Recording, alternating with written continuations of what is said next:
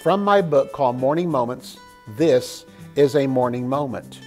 Luke chapter 14 and verse 18 says, they all with one consent began to make excuses. This is when they were asked to come to the great feast, which represents a church service, a imparting of the Word of God, or just simply Christian responsibility. They all began to make excuses. An excuse is a facade to cover your own weaknesses. An excuse simply is basically a lie.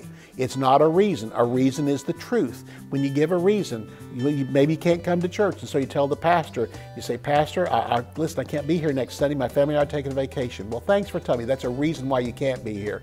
But don't start with these excuses. The excuse is, well, and all of a sudden you can tell an excuse. It always starts with, well, and then you begin to tell things that really don't matter. In this particular case, one of them said, I need to go out and try an oxen, and before I have bought oxen, I need to go try them. What idiot buys oxen, then tries them?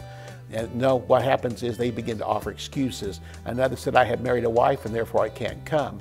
Well, maybe for the moment you can't come, but again, when that becomes an excuse after a while, and I've noticed people again come to church to get married, looking for a mate, finally find a mate, get married, and then through the weeks they begin to move further and further back, get there later and later, till one day they don't even come to church anymore. And that's what excuses do. So again, excuse versus a reason. An excuse, a reason accepts responsibility, but an excuse does not. An excuse is basically a lie. So it comes down to it again. If there's times you may not be able to do things, but make sure you give a legitimate reason. Make sure it makes sense and make sure it is the truth. Otherwise, you're just giving an excuse. Otherwise, you're just telling a lie.